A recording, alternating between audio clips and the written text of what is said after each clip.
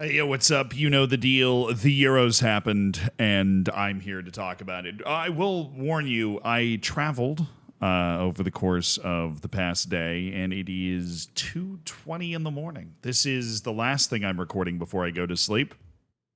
All of that is to say that you're definitely getting the best version of me. But if there is anything that can bring me back to life, if there's anything that can reanimate me after a long, hard day under the lights, it is that Romania won a game. And Romania didn't just win a game. Romania won a game 3-0 at the Euros, which, correct me if I'm wrong here, is the second ever win for Romania at the Euros. It was them or Slovenia that pulled that off, but I do actually have the technology, so I should be able to look this up. You know what? I'll save you the trouble. I'll do it myself.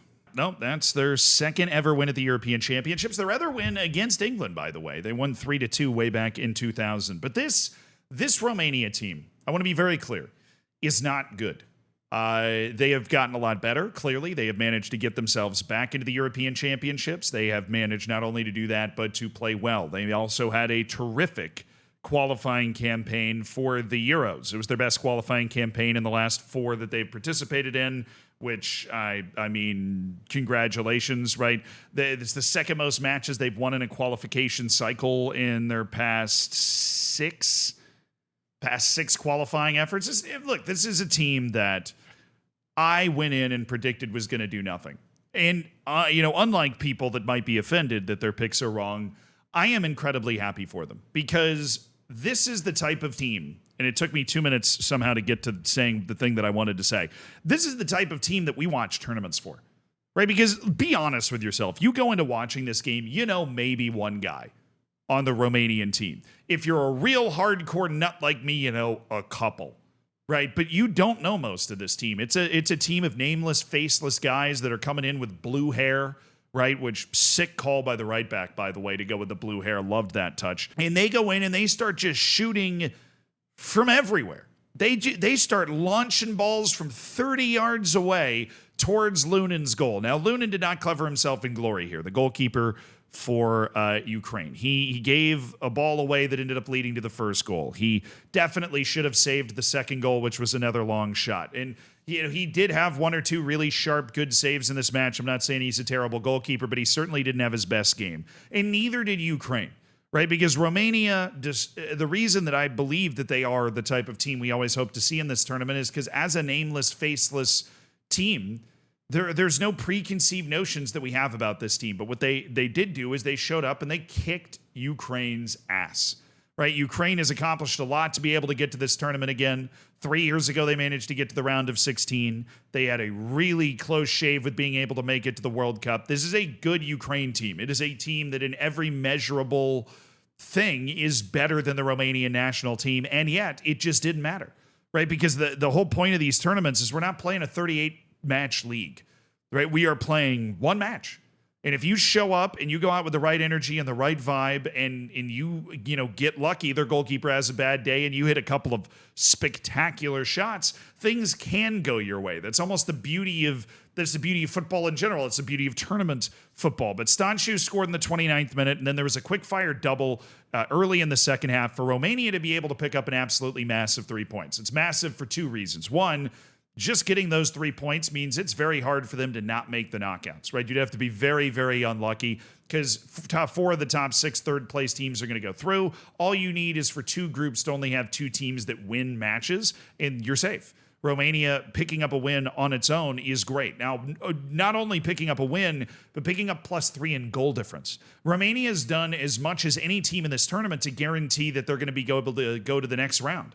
I mean, Romania is going to be squaring up against Belgium at some point, but the way Lukaku is shooting, their other matches against Slovakia, the way Romania just played, you'd have to say that Romania is at least in with a good shot at a draw there. I would have said coming into the tournament, Romania is better than Slovakia. I don't think either of those teams have a ton of discernible talent here.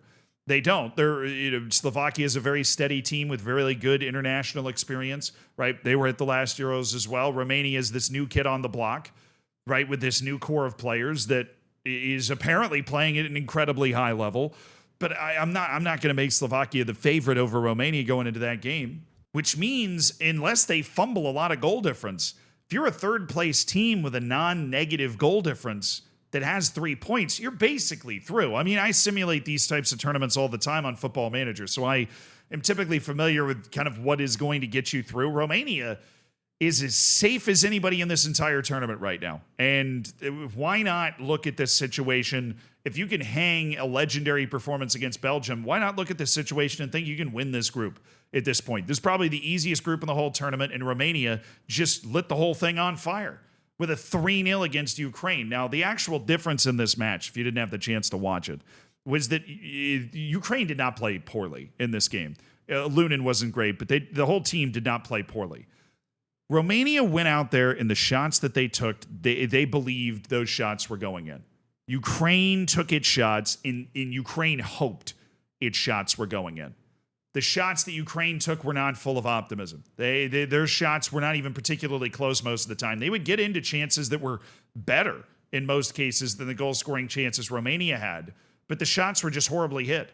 Ukraine conceded in the 29th minute and never could get back on the horse. They were rattled.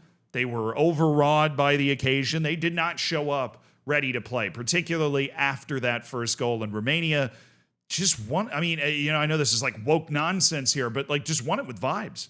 I mean, their energy was up. They believed, right? And they obviously had the ability to get it done. But Romania is, I mean, look, people are saying dark horse, ? Slovakia and Romania. Look, I don't think either of these teams have a snowball's chance in hell of being able to win this entire tournament. But both of them are now looking at the knockouts and believing that that is an attainable goal when, Belgium and Ukraine were the two best teams in this group a freaking day ago. And that brings us to the other match in this group, which, look, I'm going to leave Lukaku to one side. All right, bro, I'm going to make a whole other video about Romelu Lukaku, so we're just going to ignore the fact that he had 2 disallowed goals and a bunch of missed chances. He turned up with the normal Romelu Lukaku nonsense. But for Slovakia, this was the ideal game. This is exactly what Slovakia would have been hoping coming into this game, right? You're playing Belgium. Belgium's more talented. Everybody and their mother and their grandma knows that. Every day and twice on Sunday, Belgium's going to have more talent than the Slovakian national team, the way these two rosters are composed.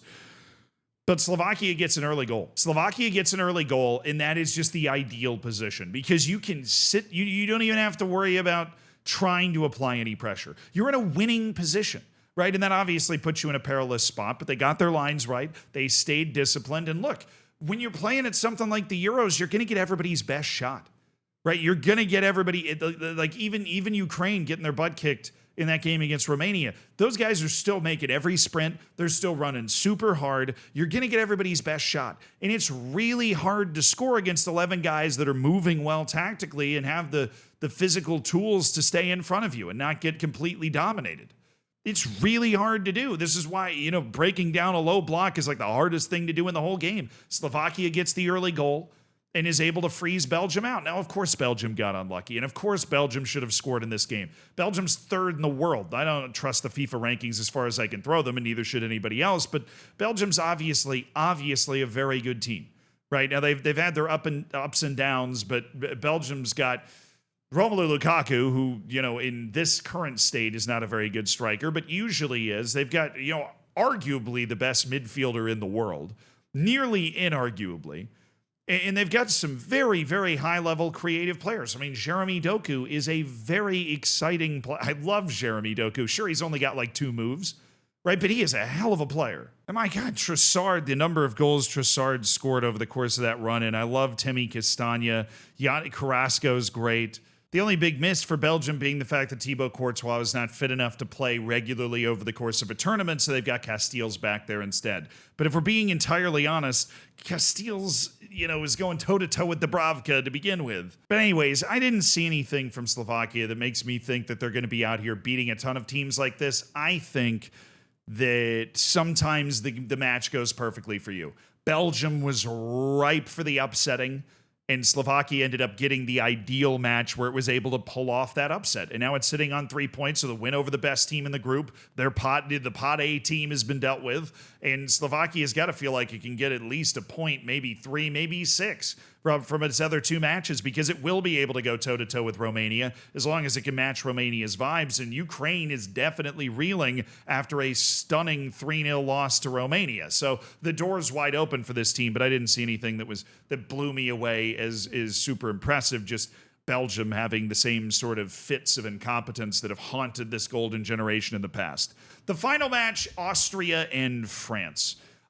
This was a match that France had to win. It did. Austria showed that it's a really tough out, and that it definitely can take something from this match to carry forward into the other two matches it has to play. This is certainly not an easy group. This is an absolute minefield. They've got Netherlands and Poland as the other two teams. So one of the Netherlands, Poland, Austria, in France is going to end up in fourth place, right? And it's probably not going to be France. But there was a bit of news that came out of this. Besides the fact that when you look at France's bench, it looks like a team that could win the Euros, which is hilarious, by the way. Bradley Barcola, Edward Camavinga, Kingsley Coman, Olivier Giroud, Randall Colomowani, Ibrahima Konate, Ferland Mendy, Benjamin Pavard, Aurélien Chouameni, Warren Zaire-Emery. That team's got a shot.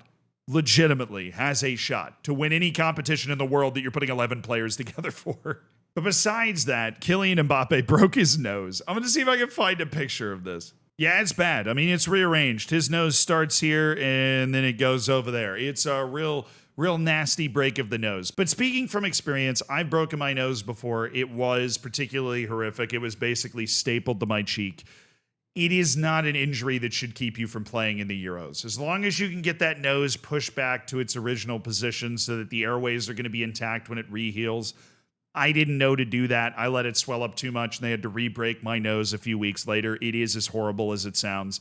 They basically stick a flat metal pole up your nose, and it's kind of sticking out like this, and then they go 3, 2, 1, and they break your nose back. It's just a barrel of laughs. But I'm assuming that the people around him knew this, and they were able to put his nose back where it was supposed to be before. Well, then just put on a mask, right? He's going to have a wicked headache for a couple of days, but the last time I checked, Advil was not a performance-enhancing drug. So he can just pop a few of those, a few ibuprofen, whatever, and get rid of the headache. I'm sure they got stronger stuff in the French locker room if he needs it.